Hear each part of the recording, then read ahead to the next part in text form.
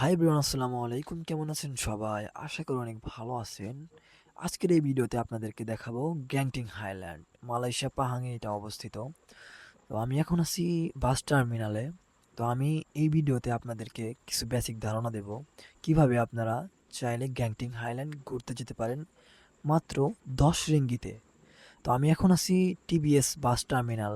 যারা কেএল থাকেন বা কুয়ালালামপুর সিটির ভিতরে যারা থাকেন তারা জানেন টিবিএস কোথায়। তো আমি এখন যাব কাউন্টারে। কাউন্টার থেকে আমার টিকিটটা সংগ্রহ করব।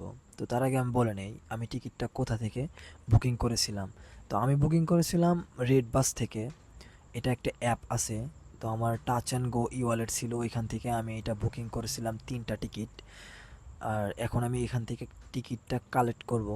তো এখান দিয়ে গিয়ে এই পাশেই হাতের ডান সাইডেই যে ইয়াটা, এখান থেকে আমি টিকিটটা নিয়েছিলাম। তো এটাই হচ্ছে সেই সিরিয়াল। অনেক সিরিয়ালের কারণে আমরা এর আগেও একবার গিয়েছিলাম 1 বছর আগে, তো তখন ভিডিও করা হয়নি, এইটাই প্রথম। এইবার আমি অনলাইনে বুকিং করেছিলাম 3টা বাসের টিকিট, যার কারণে আমার এখান থেকে নিতে কোনো ঝামেলাই হয় নাই, কোনো টিকিটের কোনো প্যারা নাই। তো সিরিয়ালে আমি এখন দাঁড়িয়ে আছি, এখান থেকে আমার টিকিটটা কালেক্ট করব। তো এখান থেকে টিকিটটা কালেক্ট করার পর ওইখান দিয়ে আপনাকে একটা সুন্দর একটা টিকিট দেবে তারা। তো আমরা এখন যাচ্ছি নিচে, গ্রাউন্ড ফ্লোরে। তো গ্রাউন্ড ফ্লোরে এই বাসগুলা আসে। এখানে হইতেছে ওয়েটিং জোন। এখানে আমরা ওয়েট করছিলাম প্রায় 1 ঘন্টা। আমরা 11:30টার বাস নিয়েছিলাম অবশ্য 11টার, বাট বাসটা লেট করার কারণে 11:30টায় হয়ে গেছে। তো মাঝে মাঝে এইটা একটু প্যারা, কারণ ঠিক মতো বাস আসে না, এটাই শুধু প্যারা, তাছাড়া কিছু না। তো আমি এখন বাসে উঠে পড়েছি অলরেডি।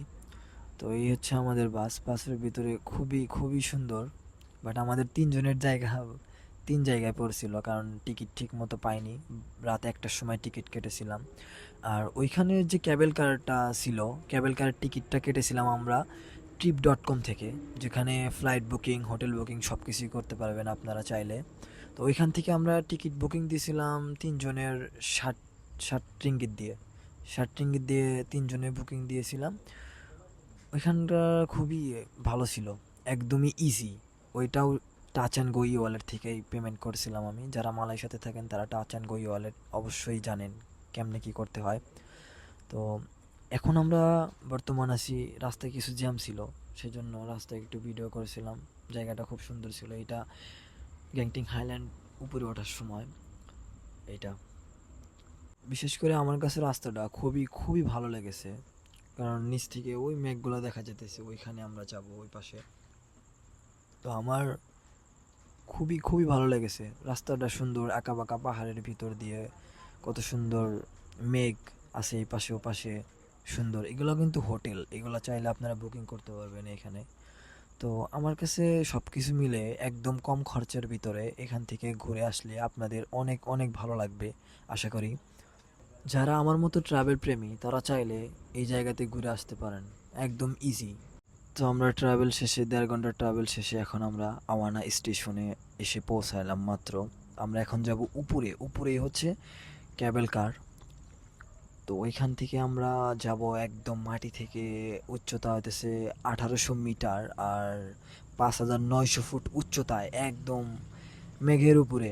তো যেটা দেখার জন্য আসছি এটা হইতেছে আপনার, আমার এখন উঠতে হবে 11 তলাতে। 11 তলাতে উঠে তারপরে ক্যাবেল কারে উঠবো আমরা। ক্যাবেল কারের ওইখানে এত জ্যাম ছিল যা বলার বাইরে, আর এত লোকজন, প্রায় আধা ঘন্টার মতো ওইখানেই সিরিয়াল ধরেছিলাম আমরা শুধু ক্যাবেল কার ওঠার জন্য।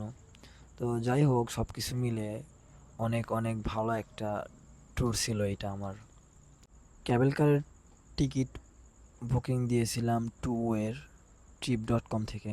আর এখন এই যে ক্যাবেল কার ওঠার জন্য সিরিয়ালে আছি, যার কারণে লোকজন যাইতেছে এই পাশ দিয়ে, বাট এরকম যাওয়ার নিয়ম নাই, যাইতে হবে একদম সিরিয়ালে। তারা গ্রুপ ট্যুর ছিল, সেজন্য আমরা আগে যাইতে দিছি তাদের। তারা অনেক গ্রুপের অনেক মেম্বার ছিল, সেজন্য আমরা আগে যাইতে দিছি। তারা খুবই ভালো ছিল, আমাদের সাথে কথা বললো, হাসাহাসি করলো। এই হচ্ছে সিরিয়াল। আধা ঘন্টা সিরিয়াল ধরার পরে আমরা ক্যাবেল কারের ওখানে পৌঁছাইছি। আর এতক্ষণ যে মানুষ ছিল এর থেকেও বেশি মানুষ আমাদের পিছে আরও আছে। এই হচ্ছে আওয়ানা স্টেশন। এটার ফুল নেম হইতেছে আওয়ানা ক্যাবেল কার স্টেশন। তো এখানে অনেক ভিড় ছিল, যার কারণে আমরা একটু লেট হয়ে পড়ছি। সবার উদ্দেশ্যে একটা কথাই বলার, আপনারা সকাল সকাল যাবেন, যারা ট্রাভেল করবেন তারা একটু সকাল সকাল যাবেন, আর হলিডে বাদে যাবেন, না হলে আপনারা ঠিকঠাক মতো ঘুরতে পারবেন না। এখানে অনেক ভিড় থাকে, আমরা আসলে ছুটির সময় গিয়েছিলাম যার কারণে এত পরিমাণের ভিড় ছিল। এই পাশ দিয়ে লোকজন বের হচ্ছে আর ওই পাশ দিয়ে লোকজন উঠতেছে। তো ফাইনালি এত সিরিয়ালের পর আমরা এখন ক্যাবেল কারে উঠবো ওই পাশ দিয়ে। তো ক্যাবেল কারের ভিউটা আপনাদেরকে দেখাই, চলুন। এই সুন্দর দৃশ্য দেখার জন্যই আমি আসছিলাম এই গ্যাংটিং হাইল্যান্ড। আর গ্যাংটিং হাইল্যান্ড সম্পর্কে আপনাদের কিছু অজানা তথ্য দেব আজকে এই ভিডিওতে। এখন গ্যাংটিং হাইল্যান্ডের প্রতিষ্ঠাতা যিনি ছিলেন তার নাম হচ্ছে তান শ্রী লিম গটং, একজন মালয়েশিয়ান ব্যবসায়ী। তিনি 1960 সালের দিকে এই প্রকল্পটি শুরু করেন এবং এটি এখন মালয়েশিয়ার অন্যতম প্রধান বিনোদন কেন্দ্র পরিণত হয়েছে। আর গ্যাংটিং হাইল্যান্ডে পৌঁছানোর প্রধান উপায় হলো ক্যাবেল কার। এটি দক্ষিণ পূর্ব এশিয়ার দীর্ঘতম এবং দ্রুত ক্যাবেল কার সিস্টেমগুলির মধ্যে একটি। গ্যাংটিং হাইল্যান্ডে বিভিন্ন ধরনের থিম পার্ক রয়েছে, যেমন outdoor theme park, indoor theme park এবং ওয়াটার পার্ক। এখানে বিভিন্ন বয়সের মানুষের জন্য অনেক আকর্ষণ রয়েছে। গ্যাংটিং হাইল্যান্ডে মালয়েশিয়ার একমাত্র ক্যাসিনো অবস্থিত। এটি একটি বিশাল কমপ্লেক্স যেখানে বিভিন্ন বিভিন্ন ধরনের গেম এবং বিনোদনের ব্যবস্থা রয়েছে। গ্যাংটিং হাইল্যান্ডে বিভিন্ন মানের অনেক হোটেল রয়েছে। এখানে বিলাসবহুল রিসোর্ট থেকে শুরু করে সাধারণ গেস্ট হাউস পর্যন্ত সব ধরনের আবাসনের ব্যবস্থা রয়েছে। এই ছিল গ্যাংটিং হাইল্যান্ডের কিছু অজানা তথ্য। এবং এখন আমরা যাচ্ছি স্কাই ওয়ার্ল্ডে। এখন আমরা যে জায়গায় আছি এই জায়গাতে প্রায় 1400 মিটার উচ্চতায় আছি। এখন আমরা যাব স্কাই ওয়ার্ল্ডে। আর এইগুলো সাদা সাদা যেগুলো দেখতেছেন এগুলো হচ্ছে ম্যাগ। আর এত পরিমাণে ঠান্ডা, যারা যাবেন অবশ্যই ফুল হাতা শার্ট অথবা গেঞ্জি বা ব্লেজার যেটাই হোক সেটা নিয়ে যাবেন, তাহলে আপনাদের ঘুরতে খুবই সুবিধা হবে। কারণ ঠান্ডাতে আপনারা একদমই ব্যাকা হয়ে যাবেন, যেটা বলার বাইরে। এই পরিমাণে ঠান্ডা মালয়েশিয়াতে, যদি শীতের ফিল নিতে চান তাহলে এখানে আপনাদের জন্য বেস্ট। এই মেঘগুলা দেখার জন্য আমার এখানে আসা। আমার আশা ছিল মেঘগুলা একদম ভেসে থাকবে, সেটাই আমি দেখবো দাঁড়ায়া, বাট এটা হয় নাই। বাট বৃষ্টি বৃষ্টি ভাব ছিল। এই হচ্ছে থিম পার্কের উপরে, এখন আমরা আছি থিম পার্কের উপরে।